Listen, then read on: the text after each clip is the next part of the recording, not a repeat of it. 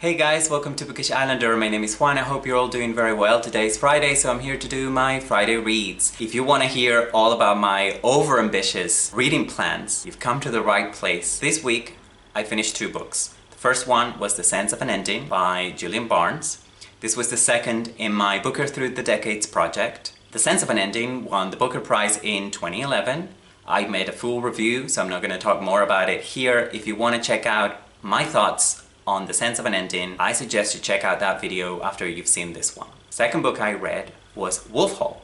Now, Wolf Hall by English writer Hilary Mantel is not really, it is part of my project, but I shouldn't be reading it right now. However, the next book that won the Booker Prize after The Sense of an Ending was Bring Up the Bodies. And Bring Up the Bodies is the sequel to Wolf Hall. Who hadn't read Wolf Hall? Well, me. So I had to go back and read it in preparation for reading Bring Up the Bodies. I won't be making a full review of Wolf Hall anytime soon because I have to get to the previous decade of the Booker Prize before I can review it. Wolf Hall did also win the Booker Prize. I think it won in 2009. And so yeah, I read it, and I must say that number one, I'm not a reader of historical fiction, so I wonder if that would put me in disadvantage when reading and reviewing Wolf Hall. But then I realized that it's a literary novel as well. It won the Booker Prize, it's been reviewed, and it's held as a literary novel. So I'm just reading it as a literary novel and not really as a historical fiction. I will talk about this in a minute, so I'll try to make sense, and hopefully you'll understand what I mean by that. Okay, let me tell you a little bit about Wolf Hall. So Wolf Hall is set in Tudor England, just as King Henry VIII is breaking up, or is getting ready to break up from Rome, so from the Roman Catholic Church, but also divorcing his Catholic wife.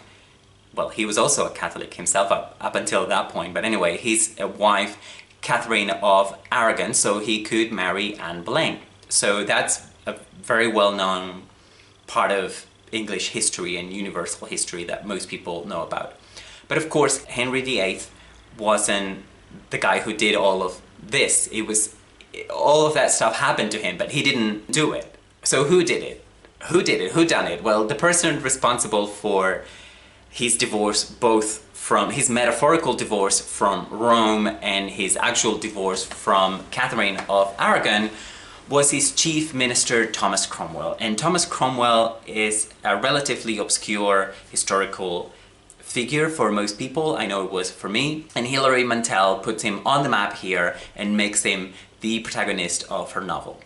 And I think that focusing on someone like Thomas Cromwell actually works, but I also think it's a bold and clever move by Hilary Mantel. I think Thomas Cromwell makes for a contemporary hero.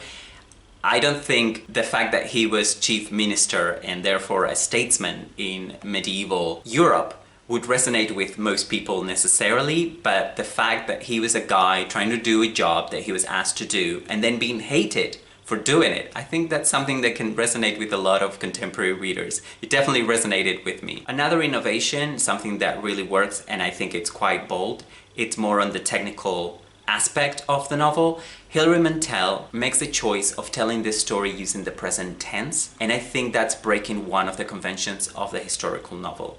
Once again, I'm not a reader of historical novel, so correct me if I'm wrong, but I don't think historical novels are normally told using the present tense. Okay, that's all very nice, very technical.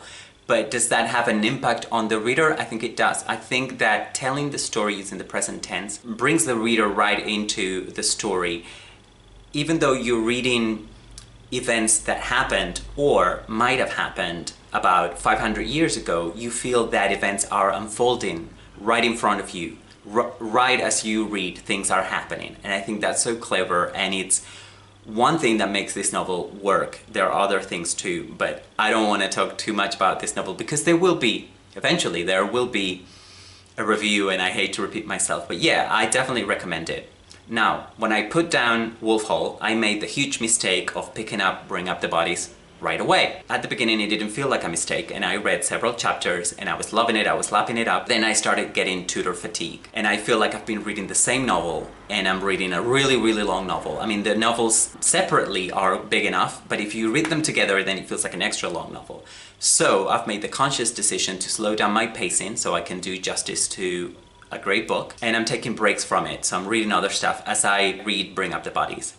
And that brings me to the other books that I've been reading this week. And if you remember the beginning of this video, I said that my reading plans were overambitious. So if you want to know what I meant by that, just look at this beauty. This is the Iliad by Homer, or attributed to Homer, if indeed Homer ever existed. I'm not going to go into all of that because I'm hardly an expert on classical literature and the classic world. So why am I reading Iliad out of all the millions of books that I could be reading? Well, there are two main reasons for that. Number one, this is the oldest book in the Western canon, and I am one of those people that cares about the Western canon and wants to read from the Western canon, at least. I wouldn't say I want to read the whole Western canon, but at least I want to read some works from it. That's important to me. That might not be important to you, and that's fine. And I love to hear all about it in the comment section down below, and I'm not being facetious. But there is also another huge reason why I want to read this book.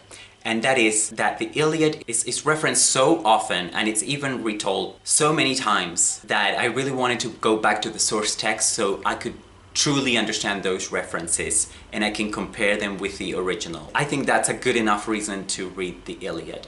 Now, reading the Iliad might sound like homework, and it did to me. That's why I tried over the years to read it, and I made so many false starts. But this time I'm definitely reading.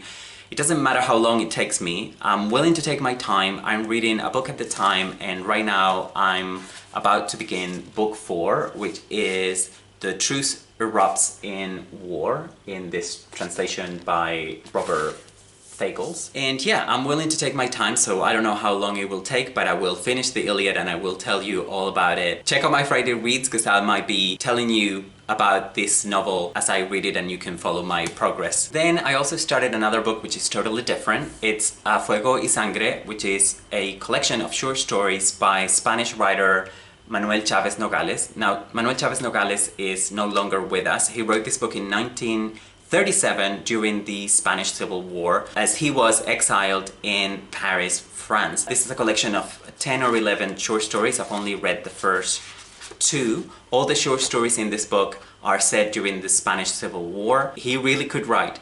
So this is a fascinating book. I'm loving it. I'm also taking my time reading a short story here and there. So I don't know when I will finish. I'm in absolute no rush. If you don't read in Spanish, there are English translations. This book was translated into English almost immediately after publication. Now, I don't know if those translations are easy to find or not, but I think the most common title in English is Heroes and Beasts of Spain.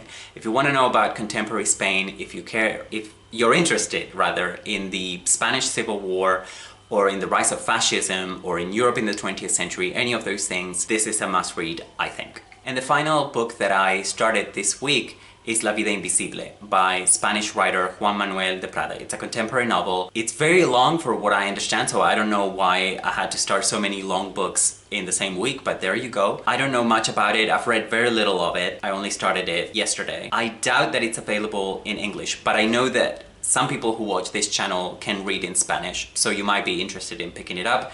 Now, de Prada's writing style, I think, can be divisive. I think you would just either love it or hate it, so beware of that. So far, I'm into it, but then again, it's early days. So that's my Friday reads. Thanks for watching. If you have read any of the books that I've talked about or are interested in any of them, let's talk in the comment section down below. Also, please let me know what you've been reading this week, and if this is your first video that you watch from my channel and you like what you see, please subscribe. I'd love to have more subscribers. We're slowly growing. That's always great news, but please also talk to me in the comment section, because that's the best thing about having this channel. Anyway, thanks again for watching. I hope to see you again very soon. Have a great weekend.